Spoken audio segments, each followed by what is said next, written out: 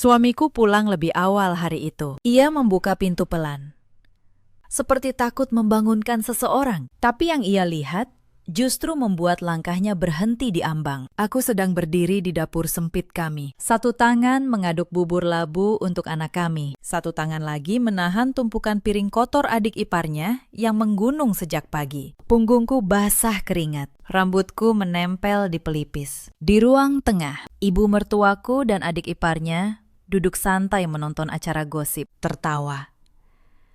Sementara gelas-gelas kopi kosong dibiarkan begitu saja di meja untuk kubereskan nanti. Aku menoleh, mencoba tersenyum. Mas sudah pulang? Bima tidak menjawab.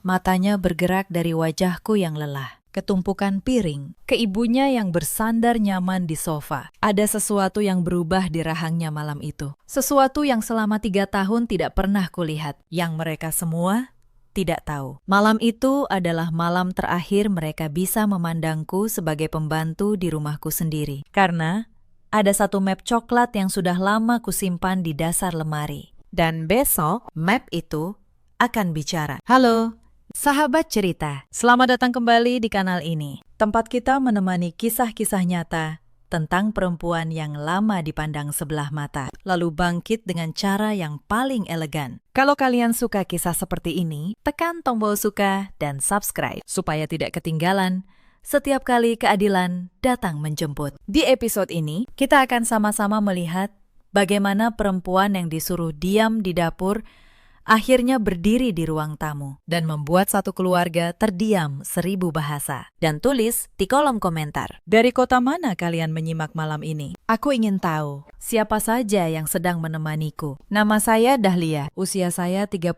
tahun waktu itu. Sebelum menikah, saya seorang guru taman kanak-kanak di sebuah sekolah kecil di pinggiran Bekasi. Gaji saya tidak besar, tapi saya mencintai pekerjaan itu. Saya suka melihat anak-anak kecil belajar mengeja nama mereka sendiri untuk pertama kali. Dan saya menabung, diam-diam, sedikit demi sedikit. Dari honor mengajar, dan dari usaha kecil membuat kue kering yang saya titipkan di warung-warung sekitar rumah. Setiap malam, setelah semua pekerjaan rumah selesai, saya duduk di dapur dan membuat adonan. Nastar, kastengel, putri salju. Saya bungkus rapi dalam toples-toples kecil. Dan pagi harinya, saya titipkan di warung-warung dan sekolah tempat saya dulu mengajar. Uangnya tidak banyak, kadang hanya cukup untuk beli tepung minggu berikutnya. Tapi saya tidak pernah berhenti. Ibu saya, sebelum meninggal, pernah berkata satu hal yang selalu saya pegang. Nak,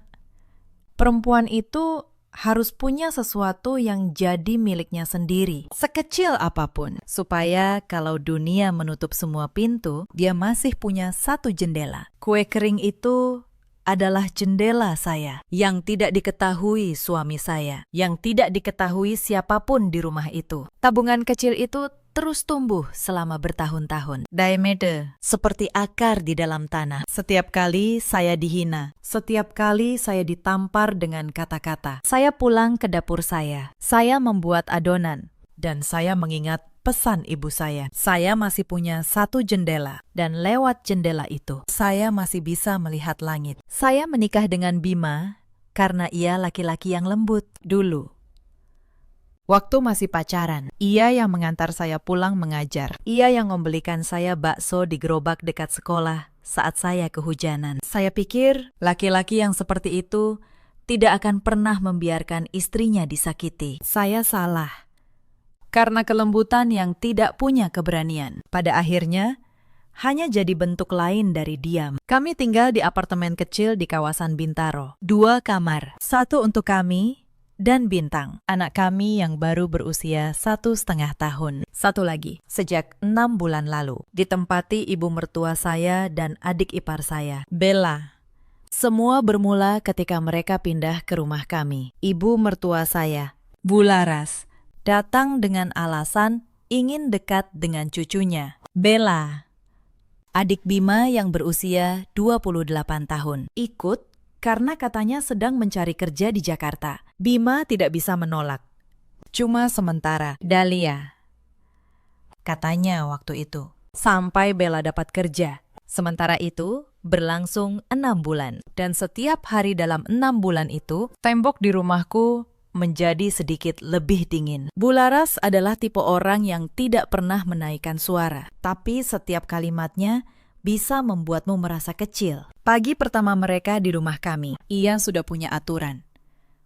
Kopinya harus kopi tubruk. Panas. Cangkirnya harus disiram air panas dulu sebelum dituang, katanya. Supaya rasanya tidak keburu hambar. Dulu waktu aku muda, katanya sambil menyesap. Menantu itu bangun paling pagi, tidur paling malam. Bukan tidur-tiduran sambil menggendong anak. Saya diam. Bintang saat itu sedang rewel di pinggang saya. Giginya baru tumbuh, badannya hangat. Tapi Bularas hanya melihat saya yang berdiri dengan satu tangan menggendong, satu tangan menuang kopi. Lalu berkata, "Anak itu terlalu lengket. Kamu yang salah mendidik." Malam itu, setelah semua tidur, saya duduk sendiri di dapur. Saya tidak marah.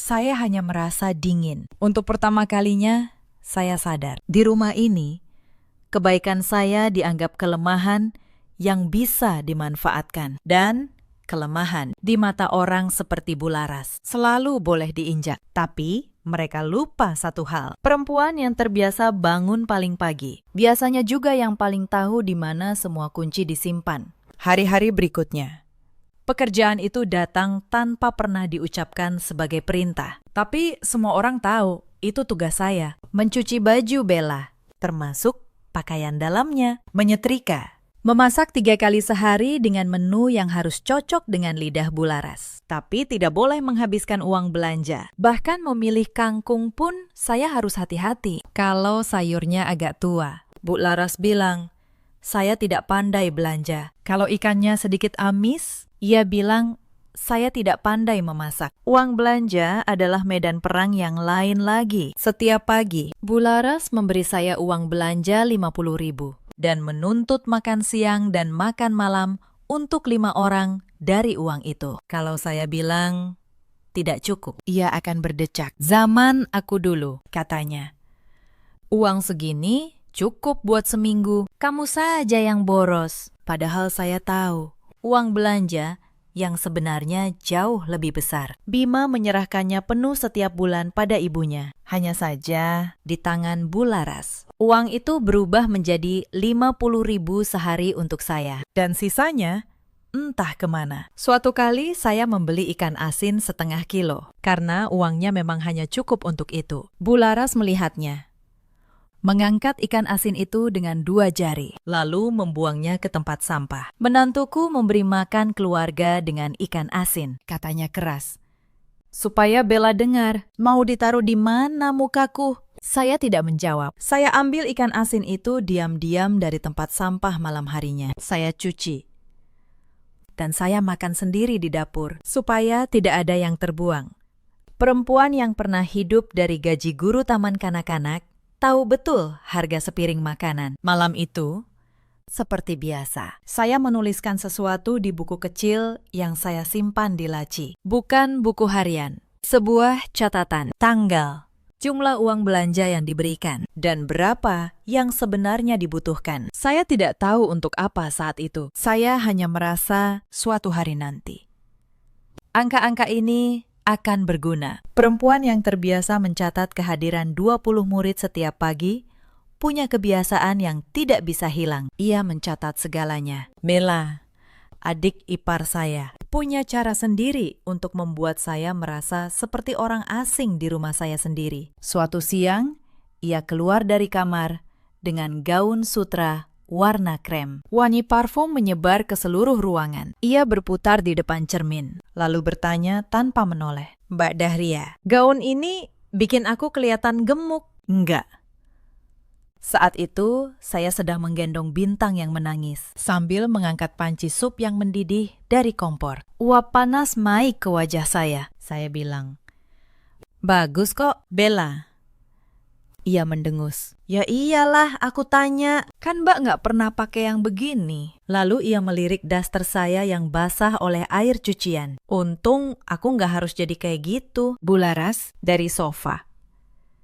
tertawa kecil. Saya menelan semuanya. Bintang menangis lebih keras. Saya harus menjepit kepalanya dengan lengan agar tidak terbentur pinggiran lemari saat saya membungkuk mematikan kompor. Malam itu, Seperti banyak malam lain, saya menangis pelan sambil menidurkannya. di kamar yang lampunya sudah saya matikan, supaya tidak ada yang tahu. Dan Bima pulang malam, makan, lalu tidur. Kadang ia melihat saya kelelahan dan bertanya, "Kamu nggak apa-apa?"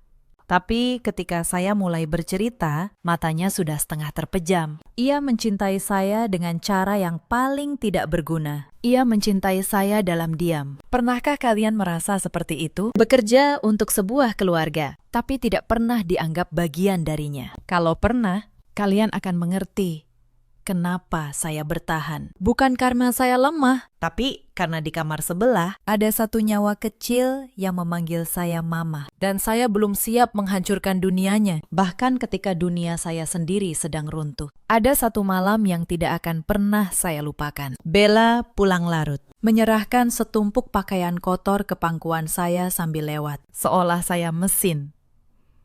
"Mbak, cuci ya. Besok aku mau pakai yang biru." Di antara tumpukan itu, ada pakaian dalamnya. Saya berhenti. Untuk pertama kalinya dalam 6 bulan, saya berkata, pelan tapi jelas, "Bella, pakaian dalam cuci sendiri, ya. Yang lain, aku bantu." Ruangan langsung berubah. Bella melotot, seolah saya baru saja menamparnya. "Apa? Kamu nolak. Kamu ini numpang hidup di keluarga kami. Dan kamu nolak cuci baju, numpang hidup di rumah yang dibayar suami saya, yang saya urus dari subuh sampai malam." Bularas keluar dari kamar, wajahnya merah. "Dahlia, kamu ini menantu macam apa? Adik iparmu minta tolong. Sedikit saja kamu banyak alasan. Dasar tidak tahu diri." Ia melangkah maju. Dan sebelum saya sempat mundur, tangannya terangkat dan telapaknya mendarat di pipi saya. Keras. Suaranya menggema di ruangan kecil itu. Saya berdiri diam. Pipi saya panas. Bintang menangis di kamar mendengar keributan. Dan di detik itu, pintu depan terbuka. Bima pulang. Ia melihat semuanya. Ia melihat pipi saya yang merah, tangan ibunya yang masih terangkat, tumpukan pakaian di lantai. Untuk 1 detik yang panjang, ruangan itu membeku. Lalu Bima berjalan mendekat, berdiri di antara saya dan ibunya, dan berkata dengan suara yang bergetar menahan sesuatu. "Bu, kenapa ibu menampar istri saya?" Bularas tergagap. Dia melawan Bella. Dia, istri saya bukan pembantu. "Bu," kata Bima, pelan.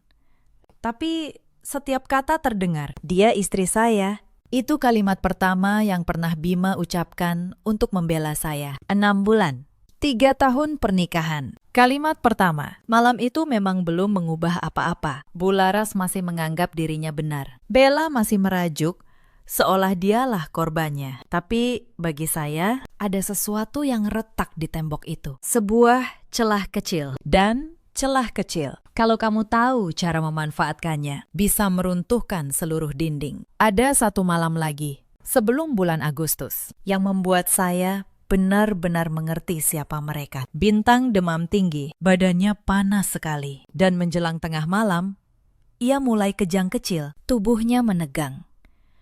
Matanya berputar. Saya panik.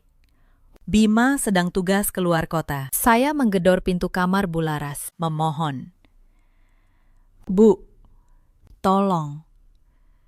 Bintang kejang. "Saya harus ke rumah sakit. Tolong temani saya. Atau pinjami saya uang dulu. Uang belanja sudah habis." Bularas membuka pintu setengah. Matanya masih mengantuk. Dan melihat cucunya yang menggigil di gendongan saya. Ia berkata dengan suara datar yang tidak akan pernah saya lupakan, "Anak kecil demam itu biasa. Kamu saja yang lebay. Aku besarkan Bima dan Bella nggak pernah serepot ini. Sudah, kompres saja. Jangan buang-buang uang ke rumah sakit malam-malam. Lalu, ia menutup pintunya kembali. Dari kamar sebelah, Saya dengar suara Bella yang terbangun karena ribut, bukan menawarkan bantuan. Ia berteriak, "Mbak, berisik.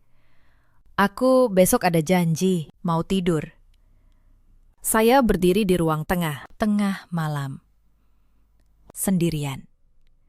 Dengan anak yang kejang di gendongan. Tidak ada yang membantu. Saya bungkus Bintang dengan selimut. Saya pakai sandal jepit. Dan saya berlari ke jalan mencari ojek di tengah gerimis. Dengan uang seadanya yang saya simpan di balik lemari. Di ruang gawat darurat, saya menunggu sendirian sampai pagi. Memegangi tangan kecil anak saya. Sambil sesekali menyeka air mata, supaya perawat tidak melihat. Dokter bilang, kalau saya terlambat sedikit saja, bisa berbahaya. Kejang demam pada anak tidak boleh dianggap remeh. Anak kecil demam itu biasa. Kalimat itu terus terngiang. Perempuan yang mengucapkannya adalah perempuan yang malam itu saya panggil ibu. Saya tidak menceritakan malam itu pada siapapun. Tapi sejak saat itu, sesuatu di dalam diri saya berubah. Kesabaran saya bukan lagi kesabaran orang yang berharap dicintai. Kesabaran saya menjadi kesabaran orang yang sedang menunggu. Menunggu waktu yang tepat. Pernahkah kalian berada di titik itu? Ketika kalian berhenti berharap dari orang-orang yang seharusnya melindungi kalian dan mulai belajar melindungi diri sendiri. Kalau pernah,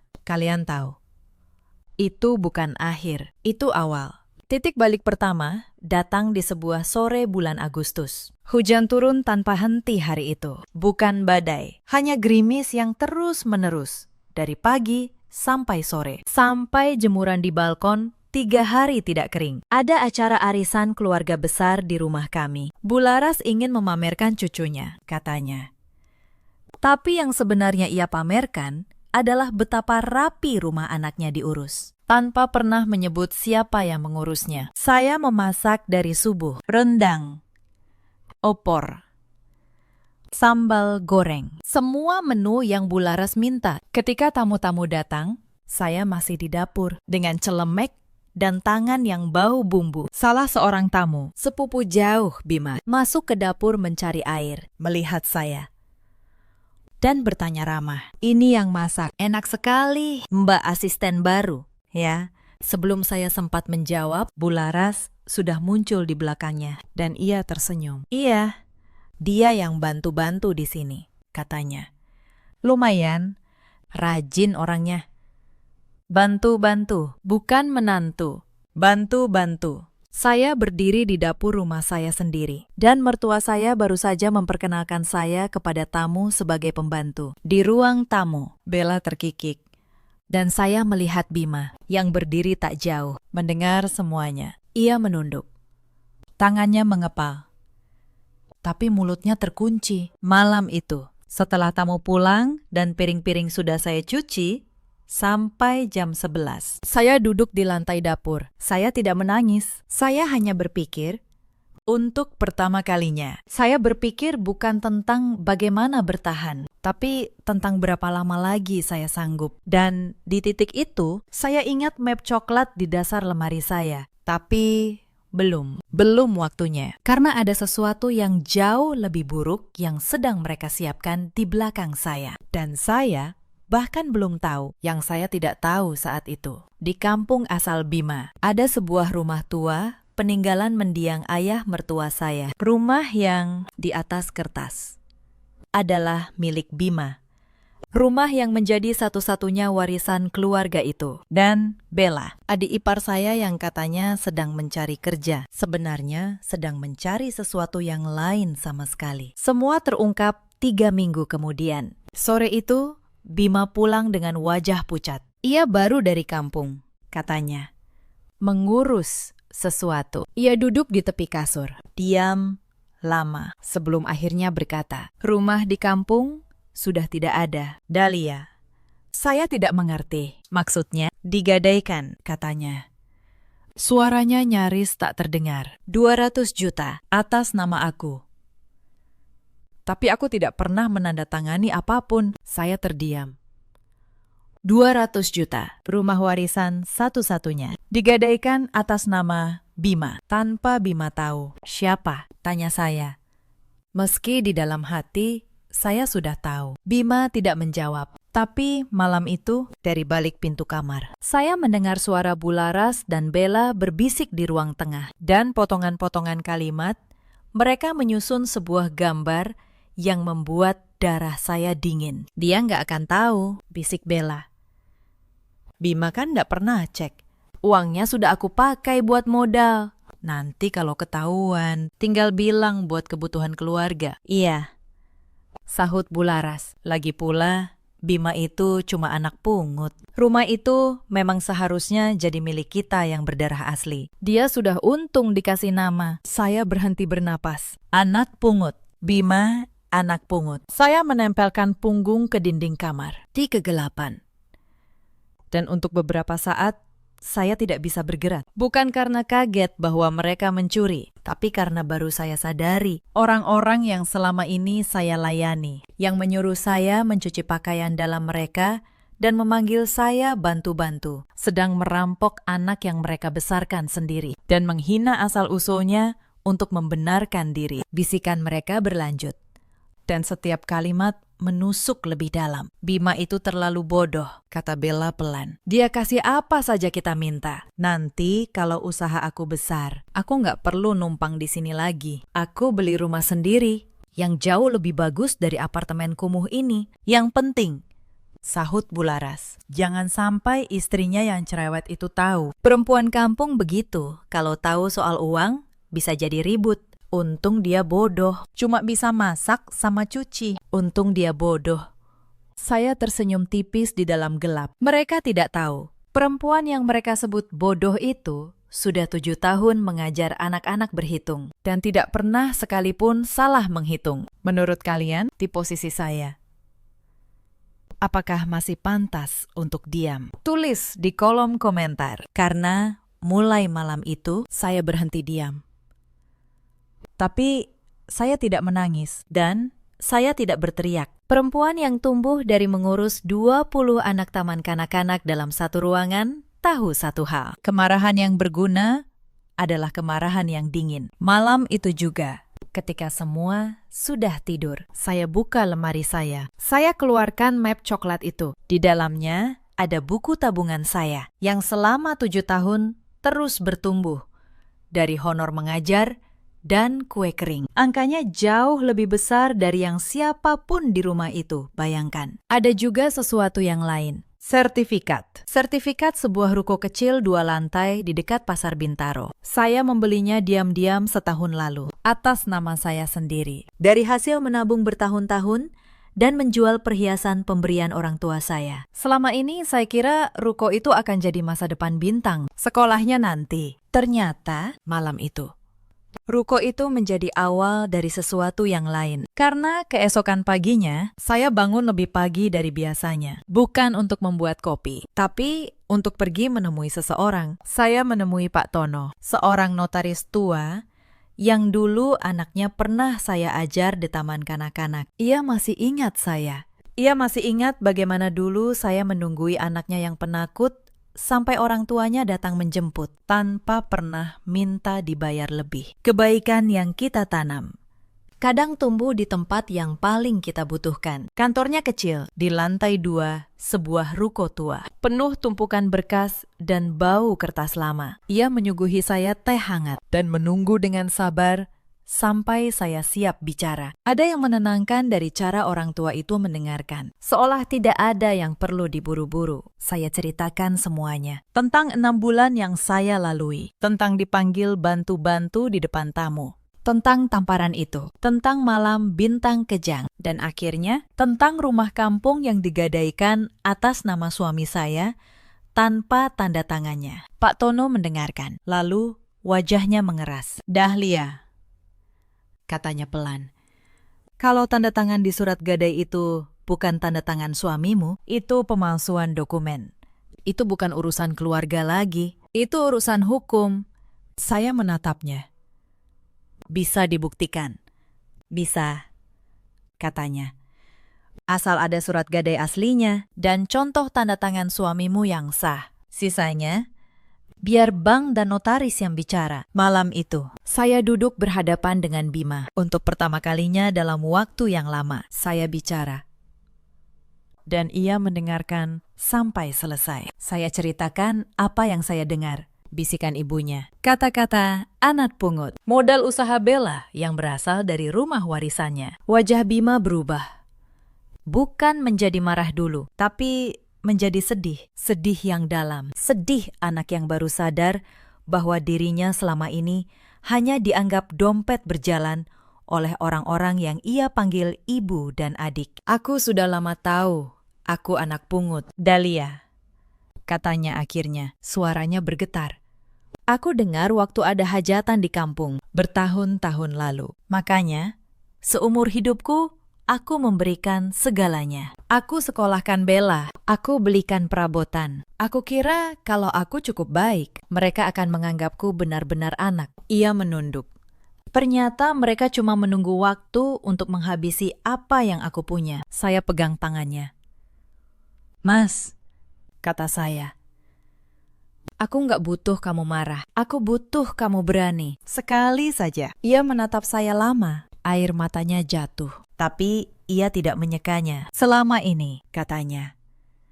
Aku pikir dengan diam. Aku menjaga kedamaian. Ternyata, aku cuma menjaga mereka tetap bisa menyakitimu. Maafkan aku, Dahlia. 3 tahun, aku terlambat. Saya tidak menjawab. Saya hanya menggenggam tangannya lebih erat. Ada hal-hal yang tidak butuh dimaafkan dengan kata-kata, tapi dengan perbuatan yang akan datang. Mulai sekarang, kata Bima pelan. Kita kerjakan ini berdua. Tapi aku ingin kamu yang memimpin. Kamu lebih tenang dari aku. Kamu lebih pintar dari aku. Dan kamu satu-satunya orang di rumah ini yang tidak pernah berbohong padaku. Untuk pertama kalinya dalam 3 tahun, ada sesuatu yang tegak di punggungnya, yang tidak mereka tahu, di kamar sebelah.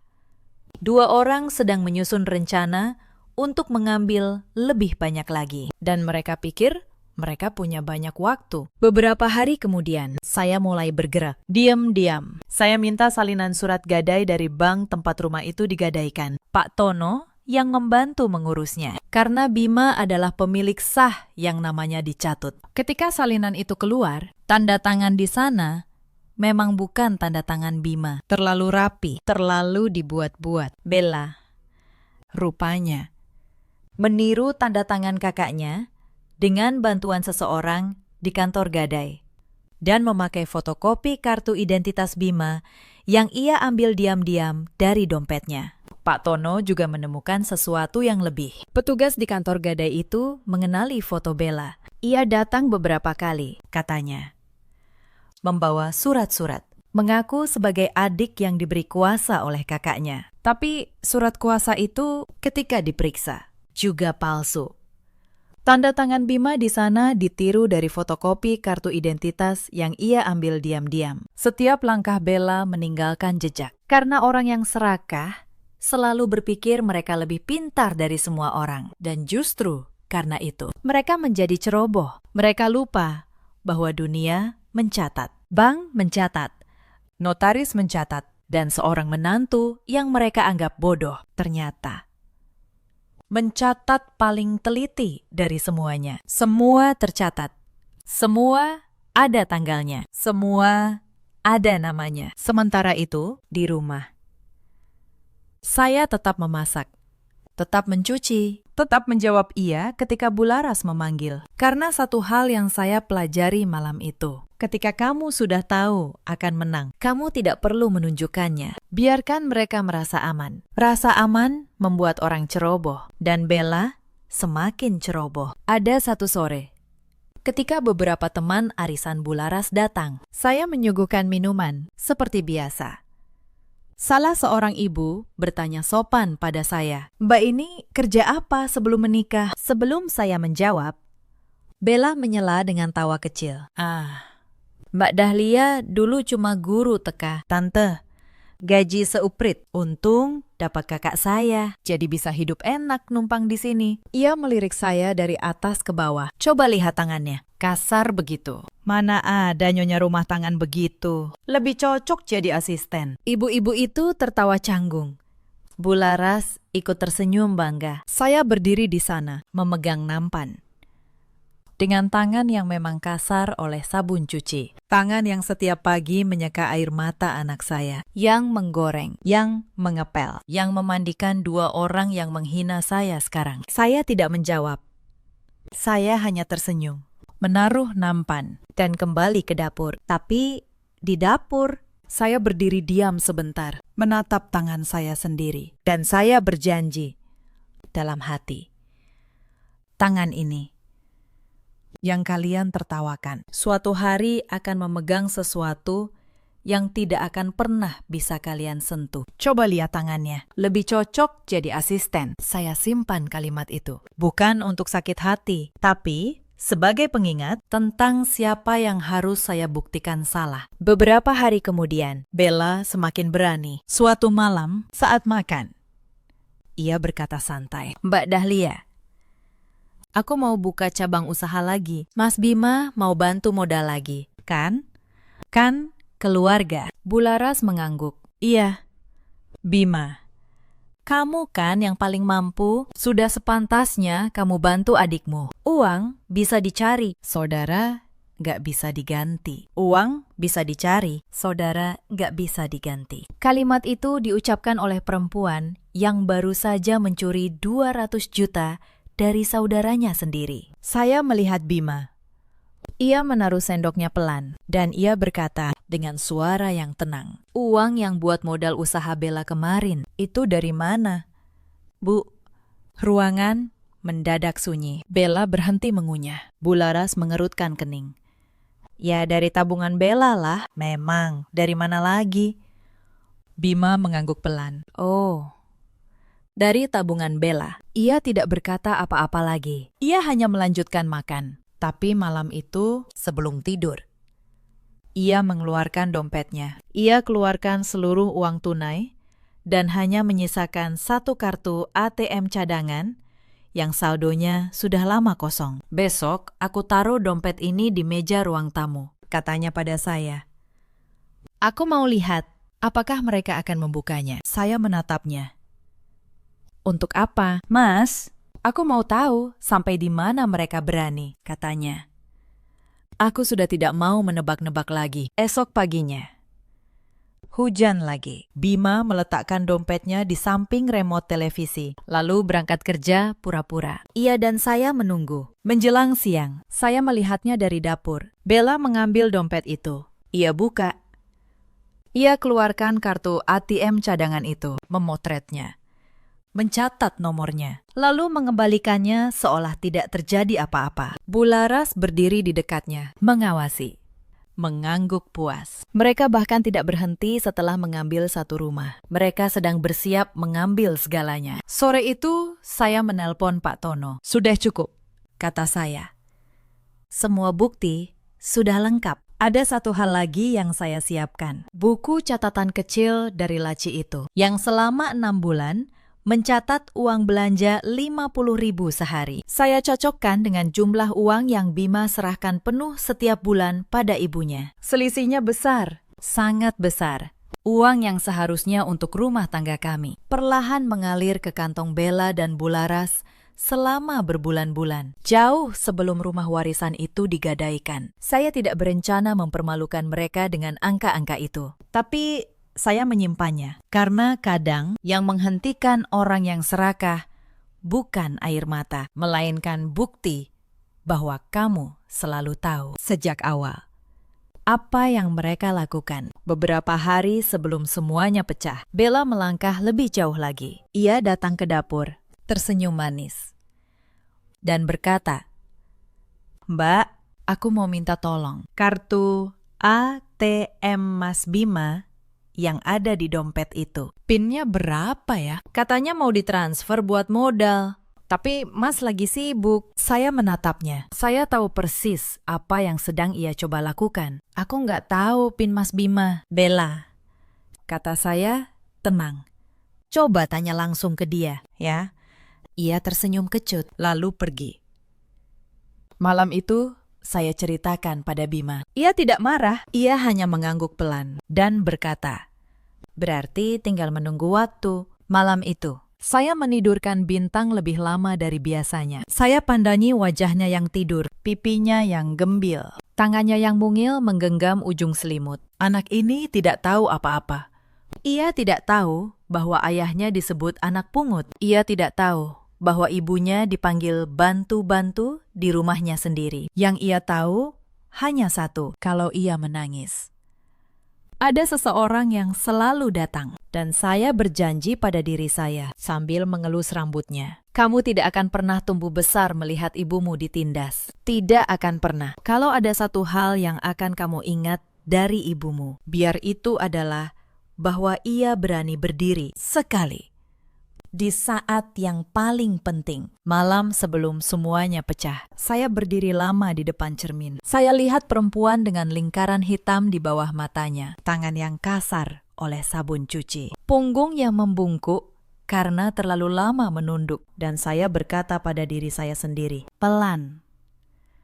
Harga diri saya bukan untuk dijual, bahkan tidak untuk sepiring nasi di rumah orang lain. Besok, saya akan berdiri tegak untuk pertama kalinya. Puncaknya datang di hari Minggu. Bulara sengaja mengundang beberapa kerabat lagi, katanya untuk membahas rencana keluarga. Yang ia maksud, tentu saja, adalah bagaimana meyakinkan Bima untuk mengeluarkan modal lebih banyak lagi untuk Bella. Ruang tamu penuh. Ada beberapa sepupu, ada seorang paman, ada tetangga yang diundang Bularas supaya suasananya resmi. Saya, seperti biasa, di dapur, menyiapkan teh dan kue. Tapi hari itu, ketika teh sudah siap, saya tidak membawanya keluar dengan kepala menunduk. Saya letakkan nampan itu di meja. Lalu saya berdiri di tengah ruangan, dan saya berkata dengan suara yang tidak saya kenali karena begitu tenangnya. Sebelum kita bicara soal modal, saya rasa ada sesuatu yang harus semua orang di sini dengar dulu. Bularas menoleh, terkejut. Dahlia, kamu ini bicara apa? Kembali ke dapur. Ini urusan keluarga. Justru karena ini urusan keluarga, saya harus bicara, kata saya. Saat itu, Bima berdiri dari kursinya. Ia berdiri di samping saya, dan untuk pertama kalinya, di depan seluruh keluarganya. Ia tidak menunduk. Saya mengeluarkan map coklat itu. Saya letakkan salinan surat gadai di meja. Ini surat gadai rumah warisan di kampung, kata saya. Digadaikan 200 juta atas nama suami saya. Tapi tanda tangan ini saya tunjuk. Bukan tanda tangan suami saya. Ini palsu. Ruangan senyap. Wajah Bella memutih. Dan ini, saya letakkan lembar kedua, catatan dari bank dengan tanggal dan foto orang yang datang mengurus gadai itu. Kalian bisa lihat sendiri siapa. Saya letakkan lembar ketiga, buku catatan kecil saya. Dan ini, kata saya, catatan uang belanja selama 6 bulan. 50.000 sehari yang ibu berikan pada saya. Dibandingkan dengan uang penuh yang suami saya serahkan tiap bulan. Selisihnya, silakan hitung sendiri. Saya guru taman kanak-kanak. Bu, menghitung itu pekerjaan saya. Ruangan senyap. Wajah Bella memutih. Bularas berdiri, tangannya gemetar. Kamu berani-beraninya menuduh keluarga sendiri. Menantu durhaka, ini fitnah. Bukan tuduhan, Bu, kata saya pelan. Ini dokumen. Notaris kami sudah memeriksanya. Dan kalau ibu mau, kita bisa selesaikan ini sebagai urusan keluarga. Atau kita selesaikan di kantor polisi. Pemalsuan tanda tangan dan penggelapan itu bukan urusan kecil. Bella mulai menangis. Tangannya menutup wajah. Mas Bima, rengeknya. Aku ini adikmu, adik kandungmu. Masa kamu tega? Bima menatapnya. Lama. Lalu ia berkata dengan suara yang datar tapi jelas terdengar sampai ke sudut ruangan. Aku tahu. Aku anak pungut. Bella, aku sudah lama tahu. Semua orang terdiam. Aku dengar waktu ada hajatan di kampung bertahun-tahun lalu. Lanjut Bima. Dan sejak itu, aku memberikan segalanya untuk membalas budi. Aku sekolahkan kamu. Aku belikan rumah ini perabotannya. Aku diamkan semua yang kalian lakukan pada istriku. Ia berhenti sejenak.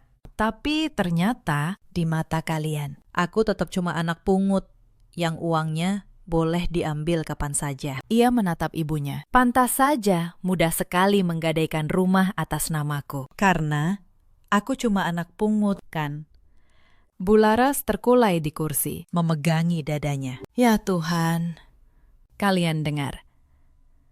Dia mengusir aku, ibu yang membesarkannya, demi istrinya. Dan disinilah seluruh keluarga yang berkumpul itu melihat sesuatu yang tidak pernah mereka duga. Bima tidak mendekat untuk menenangkan ibunya, seperti yang selalu ia lakukan. Ia tetap berdiri tegak di samping saya. Punggungnya lurus. "Bu," katanya, "rumah ini rumah istri dan anak saya. Saya masih menghormati ibu sebagai orang yang membesarkan saya. Tapi kalau ibu tidak bisa menghormati istri saya, Kita tidak bisa tinggal di bawah satu atap." Saya menggendong Bintang di belakang Bima. Anak itu tertidur, tidak tahu bahwa di ruangan ini ayahnya baru saja menjadi seorang laki-laki. Para kerabat mulai bergumam. Paman Bima yang dari tadi diam, akhirnya bicara. Laras. Katanya berat.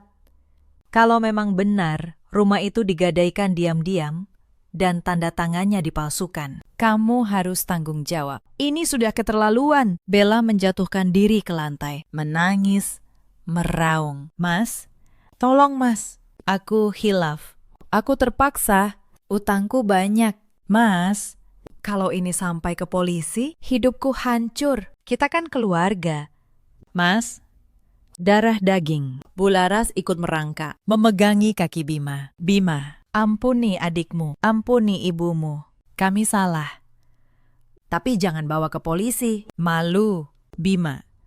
Malu satu keluarga." Ruangan hening. Semua mata tertuju pada Bima. Dan saya, yang berdiri di sampingnya, tidak berkata apa-apa. ini bukan keputusan saya. Ini keputusannya. Luka ini, lukanya. Dan hanya ia yang berhak menutupnya. Bima menunduk menatap ibunya. Wajahnya tidak marah. Hanya lelah. Lelah seorang anak yang seumur hidup mencoba membeli cinta yang seharusnya diberikan gratis. "Ibu tahu," katanya pelan, "hal yang paling menyakitkan bukan rumah yang digadaikan, bukan uang yang diambil, tapi kalimat, 'Dia cuma anak pungut.' Saya dengar sendiri, Bu, malam itu."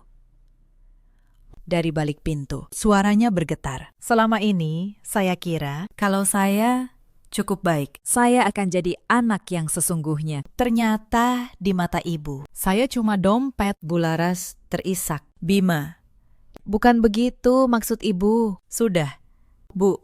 Bima menegakkan punggungnya.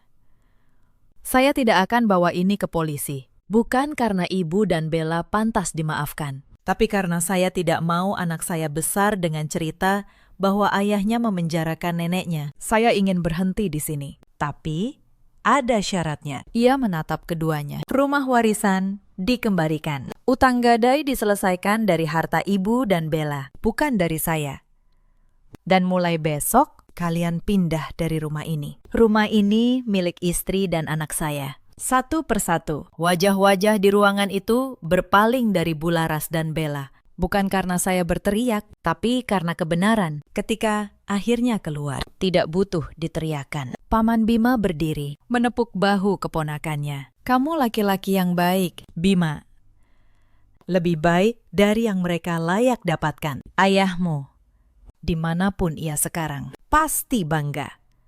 Bima, laki-laki yang selama 3 tahun hanya bisa menunduk, akhirnya menangis. Tapi kali ini ia menangis sambil berdiri tegak. Hari-hari setelah itu tidak mudah, tapi keadilan sekali dilepaskan, berjalan dengan kakinya sendiri. Pihak bank, setelah menerima laporan dan bukti pemalsuan, membekukan proses gadai dan membuka penyelidikan. Uang 200 juta yang sudah dipakai Bella untuk modal usaha ternyata sebagian besar habis untuk gaya hidup, tas, dan barang-barang yang ia pamerkan di media sosial. Ketika ia diminta mengembalikan, ia tidak bisa. Usaha yang katanya berkembang, ternyata tidak pernah benar-benar ada. Bella tidak masuk penjara. Bima, dengan hati yang jauh lebih besar dari yang pantas mereka terima. Memilih menyelesaikannya di luar jalur hukum. Syaratnya jelas.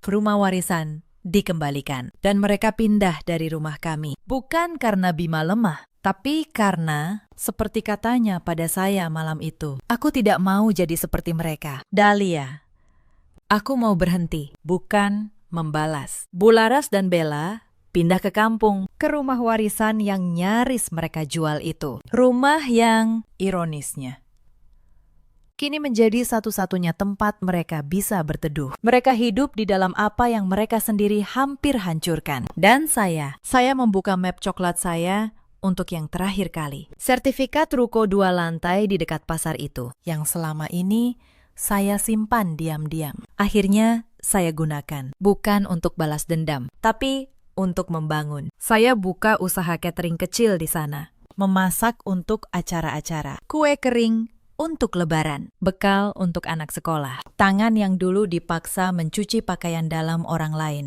kini memasak untuk ratusan orang yang membayar dan berterima kasih. Hari pertama saya membuka ruko itu, saya berdiri lama di depan pintunya. Saya ingat perempuan yang 6 bulan lalu berdiri di dapur sempit, dipanggil bantu-bantu di depan tamu, ditampar karena menolak mencuci pakaian dalam orang lain. Perempuan itu sekarang memegang kunci tokonya sendiri, dan tidak ada seorang pun di dunia ini yang bisa mengambilnya. Dalam setahun, usaha itu tumbuh. Saya mempekerjakan 3 ibu rumah tangga dari lingkungan saya. Perempuan-perempuan yang seperti saya dulu dianggap tidak punya apa-apa. Salah satunya, Bu Sari, dulu juga menantu yang tinggal menumpang dan disuruh diam. Ketika ia pertama kali memegang gaji dari tangannya sendiri, ia menangis. Saya mengerti tangis itu. Itu bukan tangis sedih. Itu tangis seseorang perempuan yang akhirnya merasa dirinya berharga. Kami memasak bersama. Kami tertawa bersama. Kalau ada pesanan besar untuk hajatan, kami begadang, menggoreng,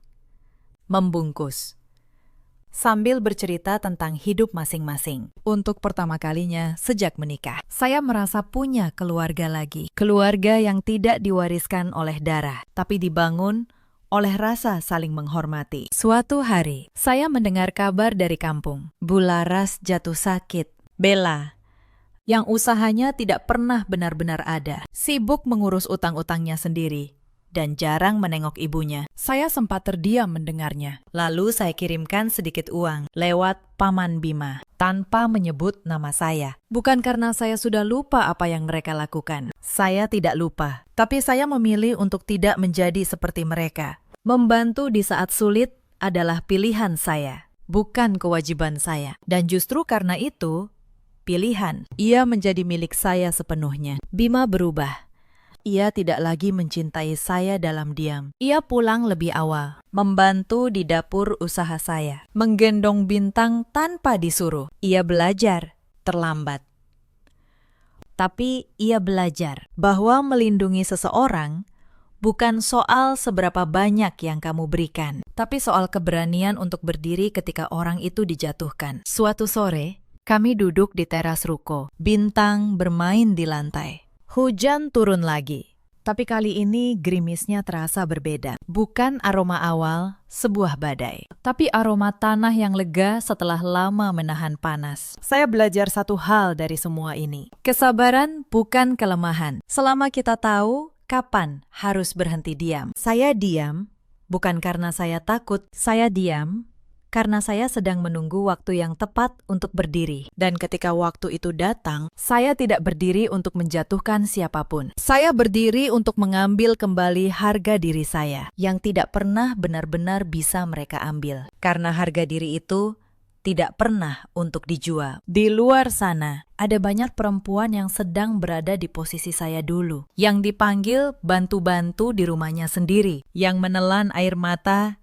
sambil menidurkan anaknya, yang mencintai keluarga yang tidak pernah menganggapnya bagian. Kalau kalian salah satu dari mereka, saya ingin kalian tahu satu hal. Kebaikan kalian bukan kelemahan, dan diam kalian tidak harus selamanya. Ada juga banyak suami seperti Bima dulu, yang mencintai dengan cara yang paling tidak berguna, dalam diam.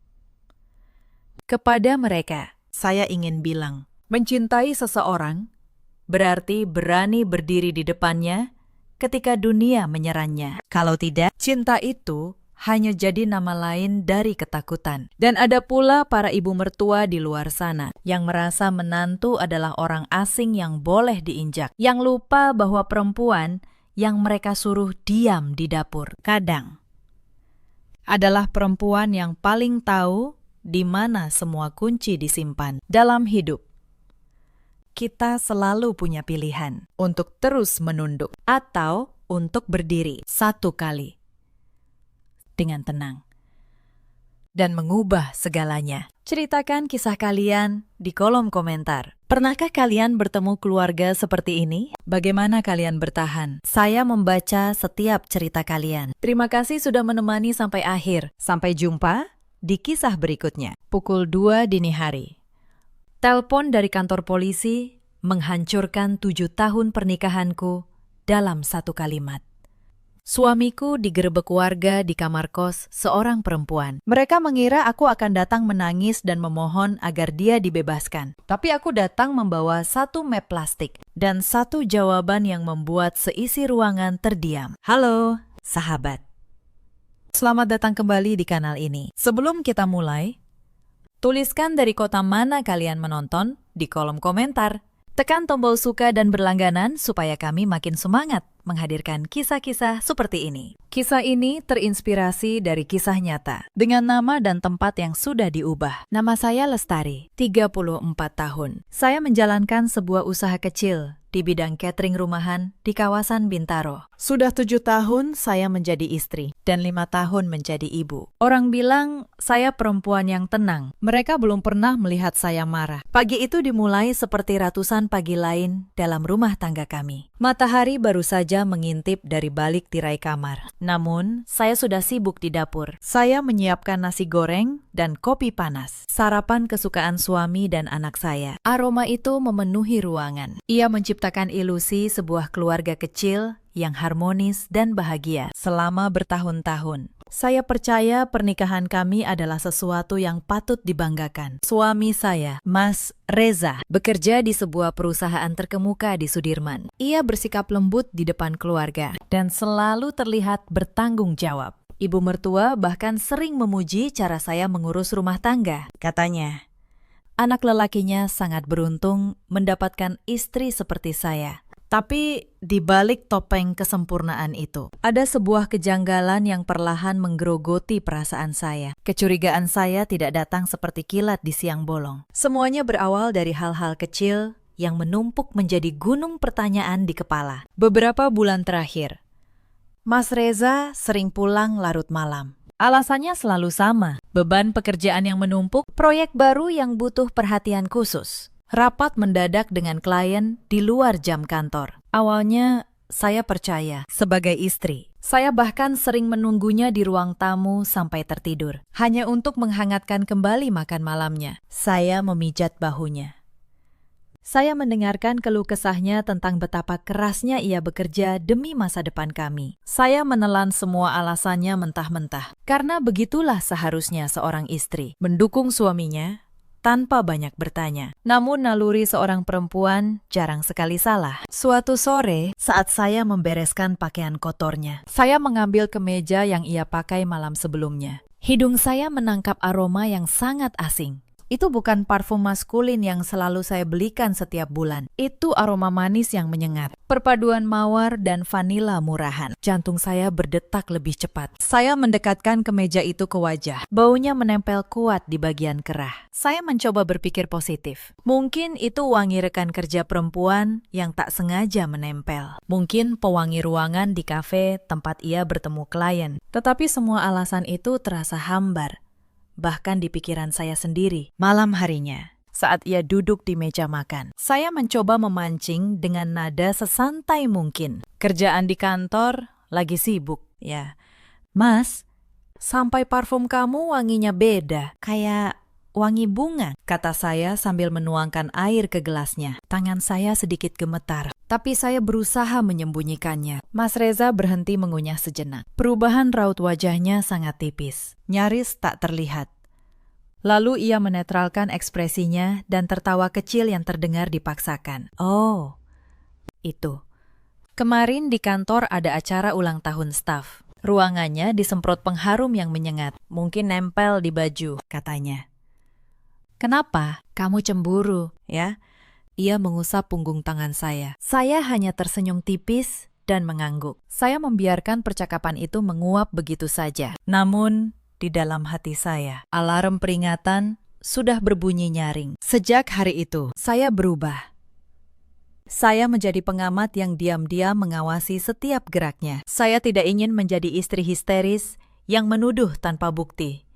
Saya tahu betul, jika saya marah, hanya bermodalkan aroma parfum. Ia akan dengan mudah memutarbalikkan fakta dan menuduh saya berlebihan. Saya harus cerdas. Saya harus mengumpulkan kepingan-kepingan rahasia yang ia sembunyikan rapat-rapat. Kesempatan itu datang beberapa hari kemudian. Saat ia sedang mandi, ponselnya tergeletak di atas kasur. biasanya ia membawa ponsel itu kemanapun, bahkan ke kamar mandi. Namun, Kali ini ia lupa. Tanpa membuang waktu, saya mengambil ponsel itu. Kata sandinya masih sama, tanggal lahir anak kami. Tangan saya bergerak membuka aplikasi mutasi rekening dari bank yang ia pakai sehari-hari. Mata saya membelalak membaca deretan angka dan nama yang tidak saya kenal. Ada puluhan transaksi mencurigakan selama 3 bulan terakhir. Transfer ke sebuah rekening atas nama seorang perempuan. Pembayaran belanja online di toko pakaian wanita. Tarikan tunai di minimarket yang lokasinya jauh dari kantor maupun rumah kami. Jumlahnya tidak main-main. Uang yang ia keluarkan untuk nama asing itu setara dengan seluruh belanja bulanan keluarga kami. Napas saya tercekat. Dada saya terasa seperti dihimpit batu besar. Selama ini, setiap kali saya minta tambahan uang untuk membeli vitamin anak kami, ia selalu mengeluh tentang pengeluaran yang membengkak dan meminta saya berhemat. Ibu mertua juga sering mengingatkan agar saya tidak boros memakai uang hasil jerih payah anaknya. Namun kenyataannya, uang itu mengalir deras ke kantong perempuan lain. Saya tidak berteriak. Saya tidak menangis. Saya mengirimkan tangkapan layar semua bukti mutasi itu ke ponsel saya sendiri. Lalu, saya menghapus jejak pengirimannya dari ponselnya. Saya meletakkan ponsel itu kembali tepat di posisi semula. Hanya beberapa detik sebelum pintu kamar mandi terbuka. "Kamu lagi ngapain?" tanyanya sambil mengeringkan rambut. "Lagi merapikan spray," jawab saya tanpa menatap matanya. "Cepat ganti baju. Makan malamnya sudah siap." Malam itu, nasi yang saya suapkan ke mulut sama sekali tidak terasa. Semuanya hambar. Sepahit kenyataan yang baru saja saya temukan. Saya menatap wajah suami saya yang makan dengan lahap, bercerita tentang betapa menyebalkannya bos di kantornya. Di mata saya, ia bukan lagi pahlawan keluarga yang selama ini saya kagumi. Ia adalah pembohong yang sedang bermain sandiwara di depan istri dan anaknya sendiri. Sejak malam itu, saya tahu satu hal. Saya tidak akan kalah. Malam-malam berikutnya menjadi ladang berburu yang sunyi. Setelah memergoki mutasi rekening itu, saya tidak langsung menyerang. Saya menunggu. Saya tahu, jika saya bergerak terlalu cepat, ia akan menutup semua celah dan memindahkan uangnya entah kemana. Suatu malam, saat ia kembali pura-pura lembur, saya diam-diam memasang aplikasi pelacak lokasi di ponselnya. Hanya butuh beberapa menit. Lalu, saya kembalikan ponsel itu, dan ia tidak pernah curiga. Mulai malam itu, setiap langkahnya muncul sebagai titik biru di layar ponsel saya. Ia tidak tahu. Istri yang ia anggap bodoh, kini bisa melihat kemanapun ia pergi. Selama 2 minggu, saya mengumpulkan pola setiap Selasa dan Jumat. Titik biru itu tidak pernah berhenti di kantor. Ia selalu bergerak ke sebuah kawasan padat di pinggiran kota, lalu diam di sana berjam-jam. Saya mencatat tanggalnya. Saya menyimpan tangkapan layar lokasinya. Saya bahkan menabung diam-diam dari keuntungan catering, memindahkan sebagian ke rekening pribadi yang hanya saya yang tahu. Setiap rupiah saya siapkan, karena saya tahu suatu hari saya akan membutuhkannya. Tapi malam itu, saya belum tahu betapa cepat hari itu akan tiba. Malam itu, udara terasa jauh lebih dingin dari biasanya. Jam dinding menunjukkan pukul 1 dini hari. Namun mata saya tak kunjung terpejam. Anak saya sudah tidur pulas di kamar sebelah. Sementara sisi ranjang di samping saya kosong dan dingin. Suami saya belum pulang. Sore tadi ia mengirim pesan singkat. Katanya, ia harus meninjau proyek di luar kota dan baru pulang besok pagi. Alasan klise yang mungkin akan dipercaya oleh istri yang bodoh. Tapi saya sudah tidak butuh lagi alasan dari mulutnya. Saya menatap layar ponsel dalam gelap. Titik biru itu tidak berada di luar kota. Ia berada di kawasan padat penduduk di pinggiran, di area yang terkenal dengan deretan rumah kos. Sejak pukul 9 malam, titik itu tidak beranjak. Saya terus menatapnya, membayangkan apa yang sedang ia lakukan di sana. Bersama siapa? Perut saya terasa mual. Saya ingin sekali membanting ponsel ini sampai hancur. Tapi saya menarik napas panjang. Emosi tidak akan menyelesaikan apapun. Saya butuh buktinya, bukan sekedar titik koordinat di sebuah aplikasi. Saya mencoba memejamkan mata, berharap rasa lelah segera membawa saya tidur. Namun, tepat pukul 2 dini hari, keheningan malam dipecahkan oleh dering telepon yang melengking tajam dari nakas. Jantung saya seketika berdegup kencang. Nomor di layar adalah deretan angka panjang yang sama sekali tidak saya kenal. Panggilan di jam seperti ini tidak pernah membawa kabar baik. Dengan tangan yang sedikit gemetar, saya menggeser ikon hijau dan menempelkan ponsel ke telinga. Halo, benar ini. Dengan istri dari Bapak Reza. Suara seorang pria di seberang menyebut nama lengkap suami saya dengan nada tegas dan resmi. Iya. Benar, saya istrinya, jawab saya. Maaf, ini dari mana, ya? Malam-malam begini. Saya berusaha menjaga suara tetap tenang, meski dada saya bergemuruh. Saya dari kepolisian sektor. Bu, mohon maaf mengganggu waktu istirahat ibu. Kami ingin memberitahukan bahwa suami ibu saat ini berada di kantor polisi. Ujar suara itu. Berat dan tanpa basa-basi. Darah saya serasa berhenti mengalir. Kalimat itu seperti palu godam yang menghantam kepala. Berbagai kemungkinan buruk berkelebat. Kecelakaan. Perampokan di kantor polisi. Suami saya kenapa? Pakistan. Apakah terjadi kecelakaan? Dia bilang sedang ada tugas luar kota. Terdengar hembusan napas pelan dari seberang. Bukan kecelakaan. Bu, suami ibu baru saja diserahkan oleh warga. Beliau digerebek oleh warga R karena kedapatan berada di dalam kamar kos seorang perempuan.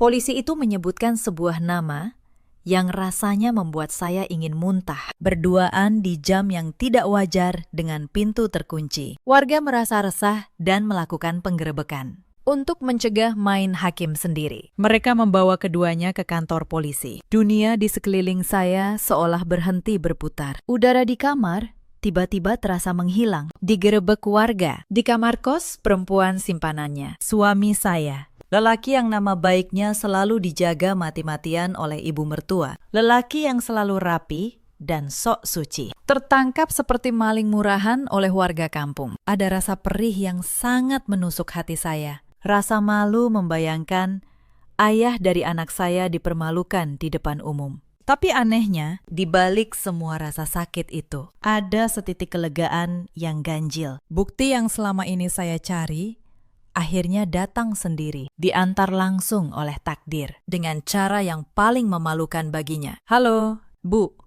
ibu masih di sana? Suara polisi itu menyadarkan saya. Iya, Pakistan. Saya masih dengar, jawab saya lirih. Air mata yang sejak tadi saya tahan, akhirnya menetes satu persatu. Bukan karena saya masih mencintainya, tapi karena tangis itu adalah sisa-sisa kewarasan dari seorang istri yang merasa dihargai begitu rendah. Kami minta ibu datang ke kantor sekarang juga. Suami ibu dan pihak perempuan masih kami tahan, karena ini masuk delik aduan. Biasanya bisa diselesaikan secara kekeluargaan, jika pihak istri bersedia. Kami tunggu kedatangan ibu. Saya akan segera ke sana, jawab saya. Lalu saya memutus sambungan. Saya bangkit dari tempat tidur. Tidak ada lagi sisa kantuk. Saya berjalan ke kamar mandi, mencuci muka dengan air dingin, dan menatap pantulan wajah saya di cermin. Mata itu memerah, tapi Tidak ada lagi keraguan di sana. Alih-alih memakai baju tidur seperti orang panik, saya memilih pakaian yang rapi dan elegan. Saya merias wajah tipis. Saya memastikan tidak ada jejak perempuan lemah dan hancur di penampilan saya malam itu. Kemudian saya berjalan ke laci meja kerja. Saya mengeluarkan sebuah map plastik yang sudah saya siapkan sejak beberapa minggu lalu. Di dalamnya ada buku nikah asli kami, tumpukan cetakan mutasi rekening yang menunjukkan aliran dana ke perempuan itu, dan beberapa bukti lain yang sudah saya kumpulkan. Saya memasukkan map itu ke dalam tas. Lalu saya melangkah ke kamar anak saya, mencium keningnya yang tertidur lelap, dan berbisik meminta maaf. Karena hidupnya mungkin tidak akan sama lagi setelah malam ini. Saya mengunci pintu rumah dan masuk ke mobil. Saya membelah jalanan kota yang sepi, di bawah sorot lampu temaram. Sepanjang perjalanan, pikiran saya sangat jernih. Polisi tadi bilang kekeluargaan dan penjamin. Mereka pikir saya akan datang menangis histeris, memohon agar suami saya dibebaskan demi nama baik keluarga, lalu memaafkannya setelah ia bersujud di kaki saya. Mereka salah besar. Malam ini, saya tidak datang untuk menyelamatkan siapapun. Saya datang untuk mengakhiri semuanya dengan cara saya sendiri. Langkah kaki saya bergema di lorong kantor polisi yang berbau kopi hitam dan asap rokok basi. Udara dingin dari pendingin ruangan menusuk kulit, namun tidak sebanding dengan kebekuan yang menyelimuti hati saya. Tidak ada air mata, tidak ada panik. Yang ada hanyalah kekosongan yang perlahan diisi oleh ketegasan. Saya merapatkan tas tangan, merasakan tekstur map plastik di dalamnya. Senjata utama saya malam ini. Saat saya memasuki ruang pemeriksaan, pemandangan pertama yang menyambut saya begitu menjijikan hingga perut saya nyaris mual. Di sudut ruangan, di atas kursi kayu panjang yang catnya mengelupas, saya melihat suami saya, lelaki yang selalu menuntut kemejanya disetrika licin dan sepatunya disemir mengkilap. Kini terlihat seperti gelandangan. Rambutnya berantakan. Kancing kemejanya terbuka dua. Wajahnya pucat pasi. Ia menunduk memegangi kepala, seolah berharap lantai akan terbuka dan menelannya hidup-hidup. Di ujung lain kursi panjang itu, duduk meringkuk seorang perempuan yang usianya jauh lebih muda dari saya. Pakaiannya hanya daster tipis selutut, ditutupi jaket kebesaran yang sangat saya kenal sebagai milik suami saya. Wajahnya tertunduk dalam, disembunyikan di balik rambutnya yang kusut. Bahunya berguncang oleh tangis. Jadi, inikah perempuan yang selama ini menguras tabungan keluarga kami? Inikah perempuan yang membuat suami saya rela berbohong setiap hari, meninggalkan anak dan istrinya demi menghabiskan malam di kamar kos sempit? Saya tersenyum sinis dalam hati. Sungguh selera yang murahan. Ketika langkah sepatu saya terdengar, Mas Reza mengangkat wajah. Matanya yang merah langsung melebar saat melihat saya berdiri menjulang di hadapannya. Tidak ada wajah istri yang hancur karena dibangunkan paksa di tengah malam. Saya berdiri di sana dengan riasan tipis yang rapi, rambut tertata, dan pakaian elegan, menatapnya dengan pandangan sedingin es. Saya melihat cakunya naik turun menelan ludah. Ia mencoba membuka mulut, namun suaranya tercekat di tenggorokan sebelum ia sempat bicara. Pintu ruangan kembali terbuka. Ibu mertua masuk dengan langkah tergesa-gesa. Wajahnya merah padam. Napasnya tersengal. Begitu melihat anak lelakinya duduk tak berdaya, ia langsung berlari memeluknya sambil menangis histeris. Ya Tuhan, anakku, kenapa bisa sampai begini? Siapa yang berani melakukan ini padamu? Ratapnya dengan suara melengking, seolah anak lelakinya adalah korban paling menderita di dunia. Setelah puas meratapi anaknya, ibu mertua akhirnya menyadari kehadiran saya. Ia melepas pelukan dan berjalan setengah berlari menghampiri saya. Tanpa aba-aba, ia meraih kedua tangan saya dan menggenggamnya erat dengan tangan yang gemetar. Wajahnya yang biasanya menatap saya dengan angkuh, kini memelas penuh permohonan. Kamu sudah datang. Syukurlah kamu cepat datang, Nak, katanya. Ibu, mohon sama kamu, tolong selamatkan suami kamu. Ini pasti cuma salah paham. Reza itu orang baik. Dia tidak mungkin melakukan hal seperti yang dituduhkan orang-orang kampung itu. Pasti perempuan gatal itu yang menjebaknya. Ibu mertua menunjuk perempuan yang masih menangis di sudut dengan tatapan penuh kebencian. Ibu, mohon. Kamu tanda tangani saja surat dari polisi itu. Bilang kalau kamu memaafkan dia dan tidak akan menuntut apa-apa. Kita selesaikan secara kekeluargaan. Demi nama baik keluarga kita. Pikirkan masa depan anak kalian. Kalau ayahnya sampai masuk penjara, mau ditaruh di mana muka keluarga kita? Saya mendengarkan rentetan kalimat itu dengan ekspresi datar. Tidak satu pun kalimat simpati keluar dari mulutnya untuk saya. Istri sah yang baru saja dikhianati dan dipermalukan terang-terangan. Yang ada di kepalanya hanya nama baik keluarga dan keselamatan anak kesayangannya. Kemarahan saya semakin mendidih. Namun, saya menjaga suara agar tetap tenang. Saya melepaskan genggaman tangannya perlahan, namun tegas. Silakan duduk dulu, Bu. Biar saya yang mengurus ini dengan pihak kepolisian. Ucap saya singkat, mengabaikan kebingungan di wajahnya. Saya melangkah mendekati meja petugas. Seorang polisi parubaya mempersilahkan saya duduk. Di atas meja sudah tersaji selembar kertas putih berisi tulisan tangan yang rapi. Ibu adalah istri sah dari lelaki tersebut. Tanya petugas itu, memastikan. Benar. Saya istrinya, jawab saya dengan suara lantang dan jelas. Memastikan suami dan ibu mertua saya mendengarnya dari tempat mereka duduk. Begini. Bu, suami ibu diserahkan warga sekitar pukul 11:30 siang tadi. Warga menggerebek mereka berdua di kamar kos perempuan tersebut. Warga sangat marah karena merasa lingkungan mereka dikotori. Namun, karena perbuatan ini termasuk delik aduan absolut. Proses hukum pidananya baru bisa berjalan jika ada laporan resmi dari pihak yang dirugikan. Dalam hal ini, ibu sebagai istri sah.